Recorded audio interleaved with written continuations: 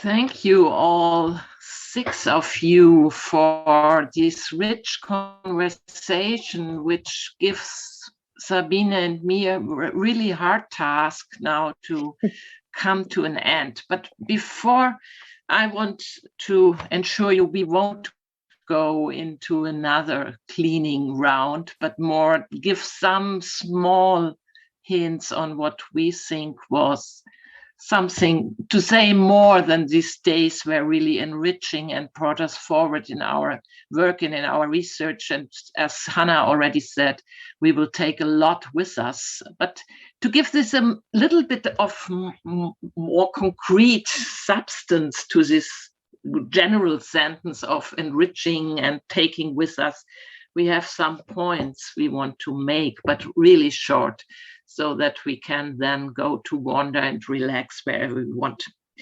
And I think all the points are very much on the point, again, to get in a better or at all in a balance the 2 dimensions of law and of gender, as you discussed before, and maybe as well of collectivity, I don't know. But the ambivalent role of law in the first place to be prohibitive and enabling, to restricting and be creative. And we have to deal with it. And sometimes I had the impression that it's easy to go to one side, but to keep the both sides in balance seems a little bit more complicated, maybe.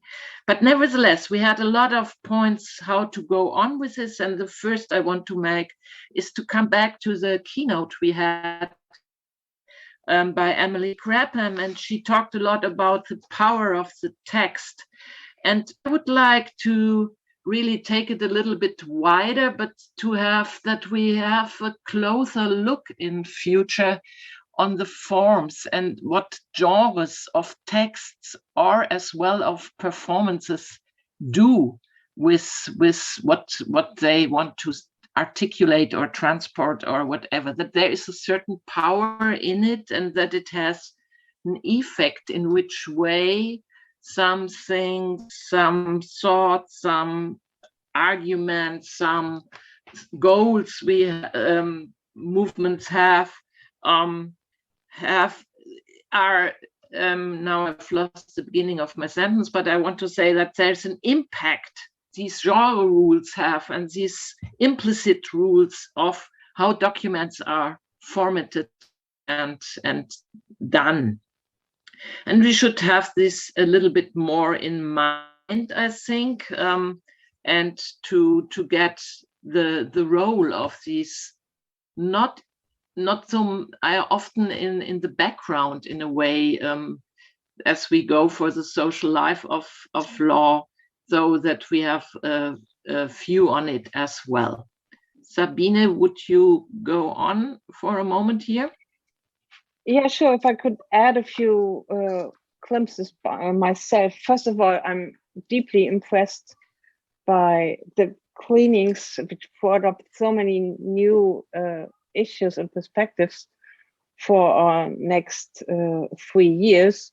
I'm also very impressed by the enormous productivity of the lens we proposed for the conference, the general nexus of gender, collectivities and law, while focusing explicitly on the idea that collectivities are made, not given. I think when we choose the title for the conference, we were probably not aware how productive it would be to make collectivity and the making of collectivity the kind of flight line for discussions throughout the last 3 days.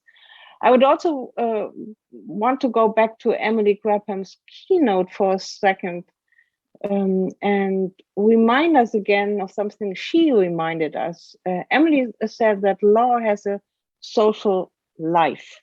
That you might say, well, that is kind of banal. And after all we heard for the last 3 days, yes, indeed, law does have a social life.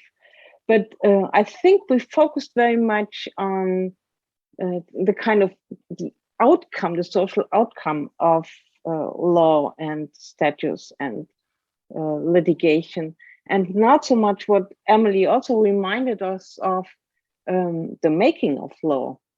That means for us, I think in our research group, that means we need to be looking more closely at this very making of law, the reasoning in the courtroom, the writing of regulations, statutes and laws, etc. For example, what assumptions about gender identity, proper gender behavior are incorporated into legal norms.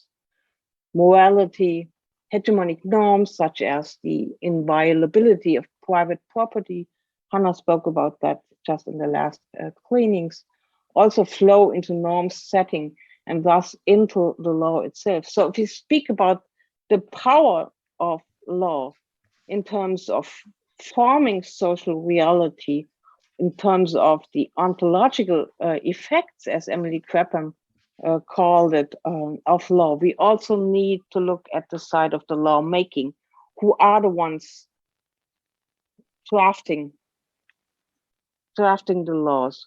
What are the world views they bring into the process of lawmaking, etc.? That reminds me, last remark in that section, among other things, of Sarah Ahmed's analysis of diversity policies, in which she said she followed the maxim of follow the document through the institution. And I think these are important points for our further research as well. Who are the ones that draft the laws? How do they perceive the world, as I already said? And how do they construct the problems that seems to be in need of solving? That is, as a problem that needs a law to be solved. So, how do drafters of legislative of laws and litigation, how do they draft, basically? How do they design reality and then say, okay, this is the problem, and a law will be the answer to this problem? With Latour, we could thus ask what becomes a matter of concern and in what form. And now I'm handing back to Beata again.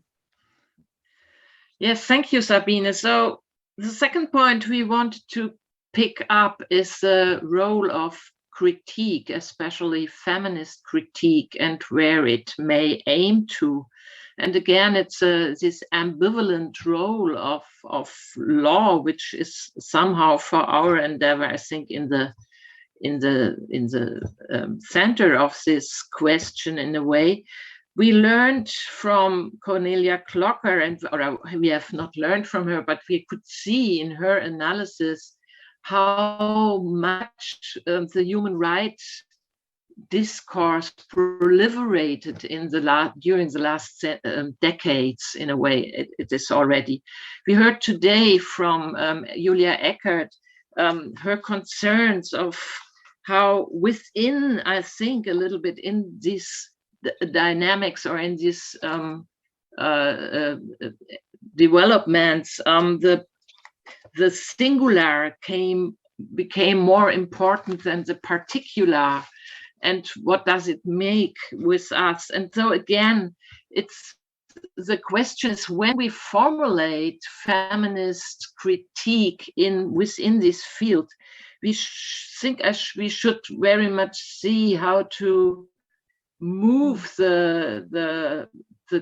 yes, to one thing is to have in mind that human rights discourse is only one aspect of how law is applied, as well in not only in general, but as well within social movements, who often still rely on criminal law, and we have an overall dynamic which shows that the governance works a lot on the basis of criminal law, and so it's a very, as well, I want to say is that we have to keep in mind that there are other areas of law we have to think together in a way, and with its very problematic, as I think, dynamics and effects.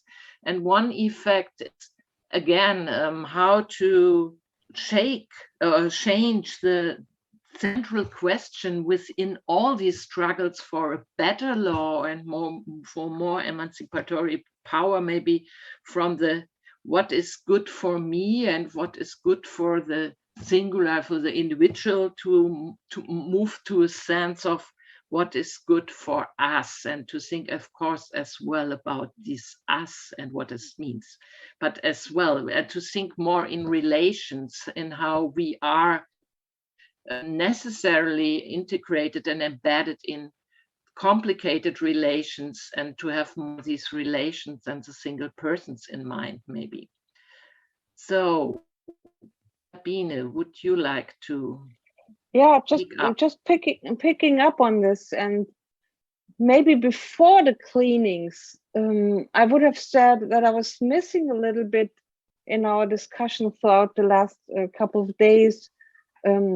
Maybe what we might describe as struggling with the ambivalences of right and law, Recht und Gesetz, we would say in German. And Beate, you just, problematized what we can perceive or diagnose, and kind of focus on human rights discourse, and so maybe even narrowing our struggles for emancipation on human rights struggles, and maybe that's also something we need to consider in more detail throughout the next 3 years. That it seems to me we did have a tendency in our discussions to ascribe to law the status of a kind of neutral means of representing our legitimate concerns. But law, as we just heard in the 3 cleanings, is not only a medium of change for the better, but also a means of state apparatuses to control people. We heard about that also in the last panel in Fiona's and Carsten's presentations. Historically, we can also diagnose in modernity, rights appeared always as a vehicle of emancipation and as a means of privileging the bourgeoisie within a discourse of formal equality and universal citizenship, disguising itself. That's been the topic in Eva's and Julia's discussion, disguising behind the wheel of universality and neutrality. But as we all know it from the beginning, modern law had two faces: protection against arbitrary power on the one hand, and the mode of securing and naturalizing dominant social powers on the other. So I think we should focus more on the notion. We did that already in the first phase for quite some time. In the beginning, that we focused on the notion of, in German, it would be subjektive Rechte, the rights of the individual, and the idea to conceptualize rights as a kind of individual property, as a property of the individual, and go from there to imagine collectivities. And I think we had a lot of ideas in the room now in the cleanings, but also throughout the last 2 days, of how we can imagine and visualize rights differently, and not based on the notion of a sovereign subject, but maybe on the notion of entanglement, of intersectional commonalities, of coalition, as we just heard from Eddie Bruce Jones. And there are historical models, and I'm actually very glad that at the end of the conference we moved into that realm of thinking and maybe even imagination. So back to you, Beate. Thank you. Yes, we won't stop with this more critical or skeptical view on the world, but wanted to move on to see that during these days there have been as well, became clear that there are lots of possibilities of intervention and how to go into and to do something, not only for us as researchers, but as well as citizens in a way, or as parts of social movements, or however we want to define ourselves in these complex roles we have, not rules, yeah.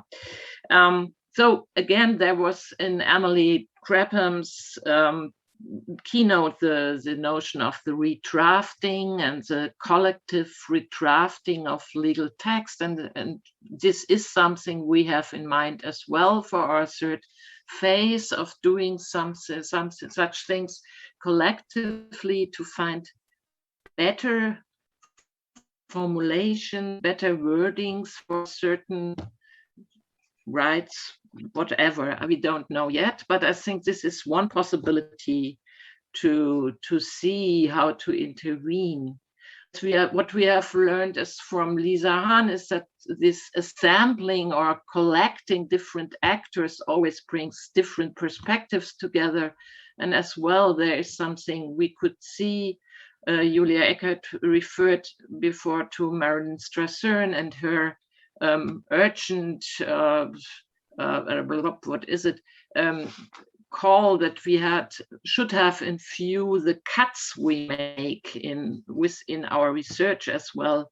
And so the opposite were to see where we can, go beyond these cuts which regulate or which which are important at the moment, but go and see how we can assemble different views at the moment.